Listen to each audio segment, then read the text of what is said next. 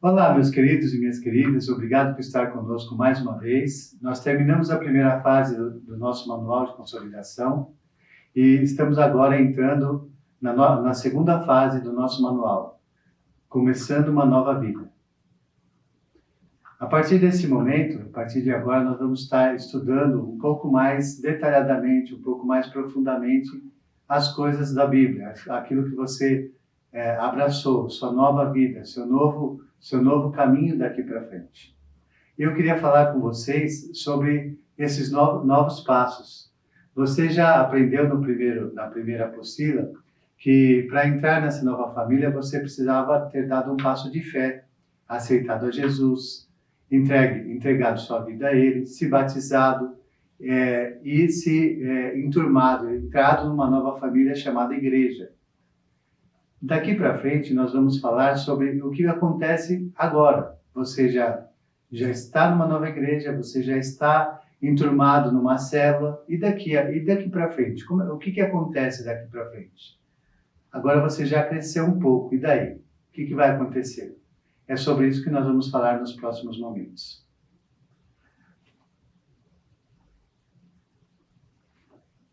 Em Provérbios 10, 24, diz assim: mas ao justo se lhes considerará o seu desejo.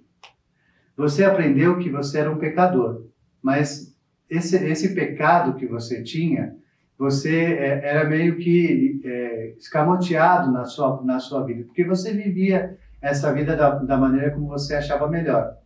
Você não se preocupava com o pecado, você não se preocupava com as consequências, você ia vivendo. Mas agora você aprendeu que o pecado ele traz consequências. A Bíblia diz que o salário do pecado é a morte. Aí você vai me perguntar, mas que morte? Morte física? Não necessariamente. O salário do pecado é a morte espiritual, que é a pior ainda que a morte física. Porque a morte espiritual nos separa de Deus. E estando longe de Deus, nós não desfrutamos das benesses que Ele pode nos proporcionar. E isso através da morte de Cristo. Então, agora, daqui para frente, você precisa viver essa nova vida. Você precisa desenvolver essa salvação que você recebeu de graça do Senhor. Você aprendeu também que quando você aceita a Jesus, quando você entrega a sua vida a Jesus, não pode mais ter parte no seu modo de vida a dúvida. Por quê? Porque a dúvida, ela nos paralisa. A dúvida, ela nos deixa longe do alvo que nós queremos, que é servir a Jesus. Não pode mais haver dúvida. E a fé que nós recebemos de Cristo através do Espírito Santo é quem vai nos ajudar a lutar contra essa dúvida. Então, eu queria trazer para você, nessa aula, 4 tópicos que vão te ajudar nessa caminhada. Primeiro, é que você precisa ter uma visão clara do que você quer. Né? Você precisa agora projetar em sua mente um quadro tão claro como a imagem de uma televisão. Se você pegar uma televisão e estiver assistindo um filme, por exemplo, e a imagem começar a ficar distorcida, a imagem começar a ficar meia de lado ou chuviscando, isso vai trazer prejuízo. Você não vai conseguir assistir direito o que você está assistindo e não vai te trazer o benefício, aquilo que você está esperando quando assiste esse filme ou essa programação na TV. Na nossa vida é a mesma coisa. Nós não podemos deixar que imagens turvas entrem na nossa vida. Nós precisamos viver de forma clara. Nós temos que ter uma visão clara daquilo que nós queremos em Cristo. A fé, ela não é uma coisa intelectual. Não é um negócio que a gente pode mensurar, não é uma coisa que a gente pode desenvolver intelectualmente. A fé é uma coisa que vem de dentro para fora, aceitando as coisas que Deus pode fazer para nós. Ela vai além dos nossos sentidos e ela tem que brotar de dentro de nós. Então, quando eu tenho uma visão clara daquilo que eu quero em Cristo, eu não tenho espaço para dúvida. Eu não tenho espaço para o titubeio. Eu não vou pensar se vai, se não vai, se dá, se não dá, porque a fé é quem me move agora, daqui para frente. Então você já aceitou a Jesus, você já entregou sua vida a Ele, você já faz parte de uma igreja, mas você agora precisa desenvolver a sua fé. Você precisa ter uma visão clara do que você quer em Cristo. Por exemplo, você precisa entender que agora você não é mais uma pessoa descolada do mundo, descolada das coisas. Você tem um objetivo, você tem um ponto a chegar. E qual é esse ponto? Esse ponto é fazer a vontade de Deus. Está ficando claro? Eu vou explicar melhor. A segunda parte, o segundo tópico que eu queria desenvolver com vocês nessa aula é o seguinte: espere um milagre. Quando você tem a certeza de que as suas necessidades já estão nas mãos de Deus, então você não precisa mais ficar preocupado com as coisas deste mundo. Quando você aceita Jesus e entrega a sua vida de uma forma certa, de uma forma espontânea, de uma forma total nas mãos de Deus, você não tem mais que ficar preocupado. Jesus diz assim, né? Observai as aves dos céus, observai os lírios do campo, né? As aves, elas não semeiam, elas não trabalham, mas mesmo assim, elas têm o que comer. E os lírios do campo, eles não fiam, eles não fazem as suas vestimentas, mas eles são lindos, eles são muito bem vestidos, né? Parece, né, uma coisa feita por um tecelão. Por quê? Porque Deus cuida, né? E aí então Jesus disse assim: se Deus cuida das aves e dos lírios, quanto mais de nós. Então você tem que viver a sua vida agora, sempre esperando que Deus vai fazer um milagre na sua vida. E como que é isso? Você não tem que se preocupar com o amanhã. Você não tem que se preocupar com os cuidados dessa vida. Você não tem que se preocupar com as coisas deste mundo. Você tem que se preocupar em fazer a vontade de Deus. A Bíblia diz: buscar primeiro o reino de Deus e a sua justiça, e todas as demais coisas serão acrescentadas. Então, quando você vive dessa forma, quando você entende que agora você tem um Deus que cuida de você, um Deus que está sempre pronto para fazer a sua vontade, para te agradar, um Deus que cuida dos mínimos detalhes, então você não tem mais que se preocupar com as coisas dessa vida. Está ficando claro para você? Olha, em Romanos 4,17 está escrito assim: por pai de muitas nações te constituí, perante aquele no qual creu, a saber, Deus que vivifica os mortos e chama as coisas que não são como se já fossem, o qual em esperança creu contra a esperança, para que se tornasse pai de muitas nações, conforme o que lhe fora dito: assim será a tua descendência. Isso é, Abraão não se debilitou na fé, contudo, à vista da promessa de Deus, Abraão creu. Você lembra da história de Abraão? Deus veio para Abraão já velhinho, ele e sua esposa já tinham passado da época de ter filhos. Então Deus promete a Abraão um filho. Abraão já era muito idoso e ele não tinha filhos, ele não tinha descendência. E naquela época, morrer sem deixar descendência era uma coisa muito séria. Então Deus fala para Abraão: eu lhe darei uma descendência, né? Você terá um filho. E não só um filho, mas eu farei você pai de muitas nações. Através desse filho virá uma descendência maior do que as estrelas do céu e do que a areia do mar. Então, Abraão guardou essa promessa de Deus e creu nessa promessa de Deus até que nascesse o seu filho Isaac.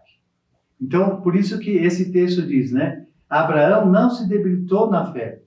Por quê? Porque muitas vezes nós recebemos alguma promessa da parte de Deus e logo nós nos alegramos, né? Deus mandou dizer que você vai ter um emprego novo. Olha que legal, né? Só que essas promessas nunca vêm com data, né?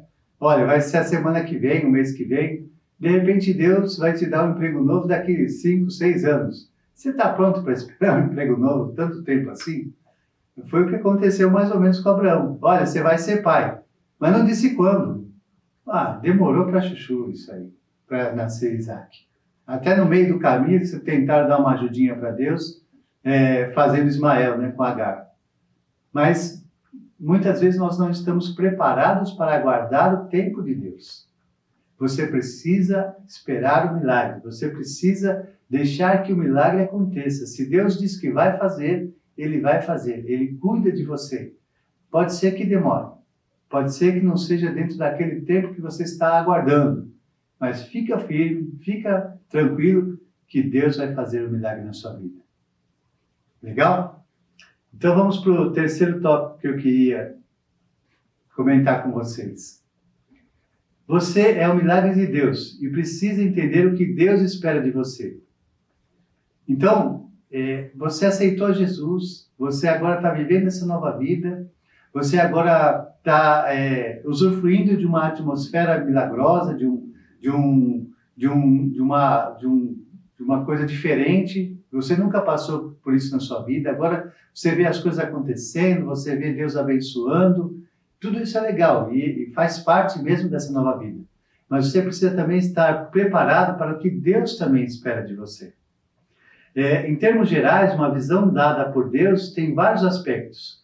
Uma motivação sadia está acompanhada de pureza e que contribui para o bem-estar social e espiritual da comunidade. Uma visão correta não produz louvor pessoal, senão para Deus, e leva-nos a glorificar a Jesus Cristo. Deus quer que nos apoderemos da visão de cumprir com o seu propósito nessa terra. O que eu queria deixar claro para vocês nesse terceiro tópico é que muitas vezes Deus começa a nos usar de uma forma que nós não esperávamos que acontecesse. E nós temos que estar prontos para sermos usados e não ficar com a glória que não nos pertence. Quando Deus nos usa, quando Deus nos escolhe para fazer algo, para sermos algo, para estarmos à frente de algo, Ele não faz isso para que nós retenhamos a glória para nós. Porque a glória nunca é nossa, a glória sempre é dele. Então, você está agora participando de uma nova vida, você está entrando numa nova atmosfera, você está vendo as coisas acontecerem e, de repente, você é alçado a algum cargo, alguma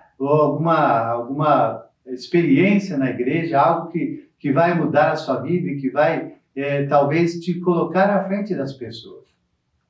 E aí, então, é nesse momento que vocês têm que estar prontos para entender que o que Deus espera de você é que você receba dele a sua bênção e dê a ele a glória que lhe é devida.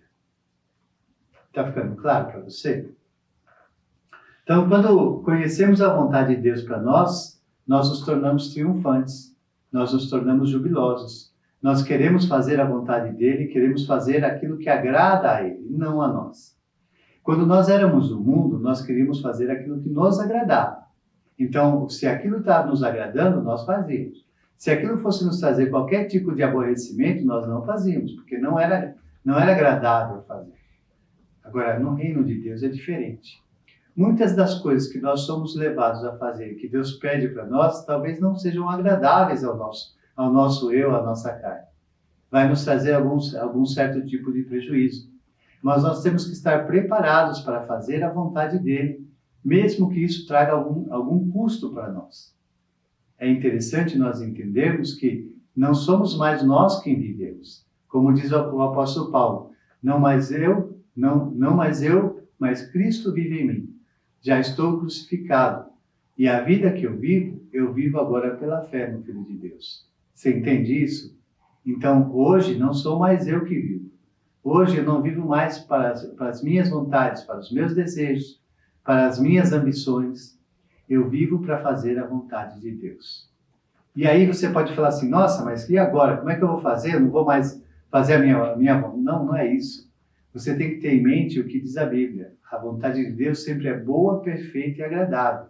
E quando eu faço a vontade dele, que é boa, perfeita e agradável, isso vai ser bom, perfeito e agradável para mim também. É só uma questão de colocar os olhos no foco certo. Antes, o meu foco era a minha vontade, era o meu desejo, aquilo que me agradava.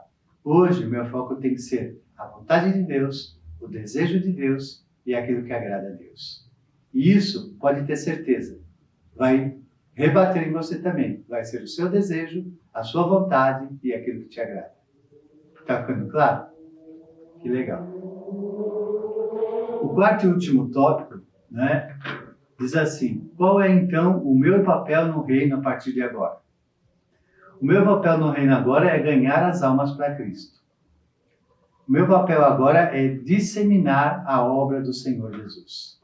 Quando Jesus foi ao céu, quando ele subiu aos céus, lá no último momento, no derradeiro momento dele aqui na terra, depois que ele foi crucificado, depois que ele foi ressurreto, ele reuniu os seus discípulos e disse assim: ide por todo o mundo e fazei discípulos, batizando em nome do Pai, do Filho e do Espírito Santo. O que ele estava querendo dizer com isso? Ide por todo o mundo, pregar o Evangelho e fazer discípulos. Ele estava querendo dizer que agora nós temos, naquela época, os discípulos, e hoje nós que somos os seus discípulos, nós temos uma incumbência, é não nos calarmos diante do mundo.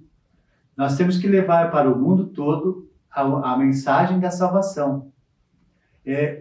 No Velho Testamento tem uma passagem em que o povo, a cidade foi toda sitiada, e o sítio daquela cidade ficou durante muito tempo. Os inimigos sitiaram a cidade, eles não conseguiam transpor os muros, então eles ficaram do lado de fora. Eles cortaram o fornecimento de água e não tinha como entrar comida na cidade. E diz o texto que as pessoas estavam matando os próprios filhos para comer, para poder sobreviver. E essa história conta que dois leprosos, leproso naquela época era o pária da sociedade. Se você contraísse essa doença, a lepra, você era colocado para fora da cidade. Você tinha que viver num lugar separado da sociedade. Você não podia mais ter contato com ninguém, porque era uma doença extremamente transmissível. Então, dois leprosos, estavam lá do lado de fora da cidade, e um falou para o outro assim: vamos lá no acampamento dos assírios, porque nós já vamos morrer mesmo, vamos morrer aqui ou morrer lá, se eles matarem a gente, vamos morrer de qualquer jeito.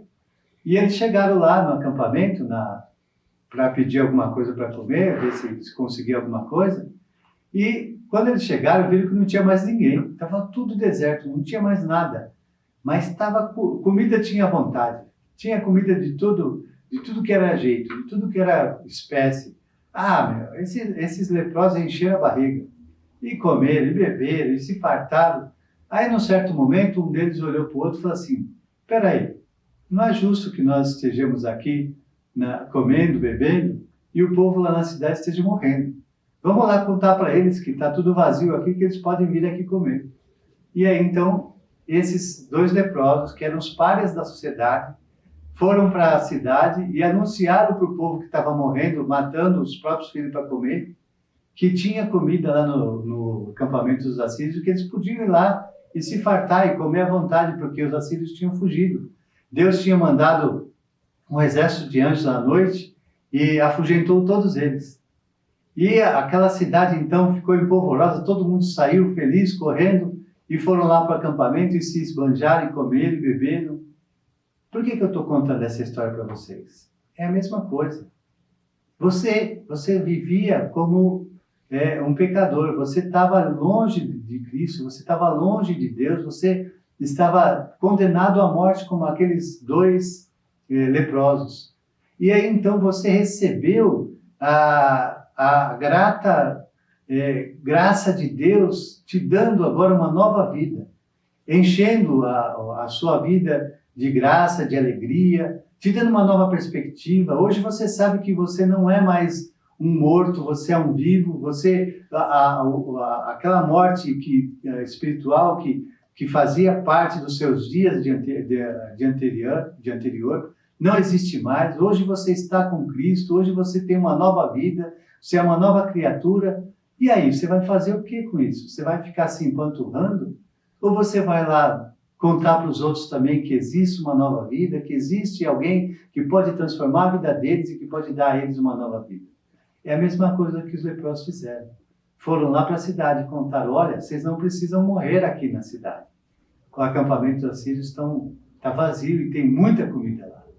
E você também, como filho de Deus agora, que recebeu essa graça de Deus, você deve ir para os pecadores e contar para eles: olha, você não precisa mais morrer. Você não precisa mais viver essa vida miserável que você está vivendo, porque Cristo tem uma nova vida para você. Eu sei, porque eu também vivi assim, e eu recebi, e eu quero levar para você essa nova vida. E aí, você está pronto para levar essa nova vida? Você está pronto para falar daquilo que Deus tem feito na sua vida e que pode fazer na vida dos outros, transformando, libertando, abençoando, mudando a vida dessas pessoas? Então não se cale, meu querido, porque essa é a sua nova missão: falar do amor de Cristo, levar o amor de Cristo, batizar as pessoas, fazê-las discípulos e levá-las a ter uma nova vida em Cristo Jesus. Deus te abençoe.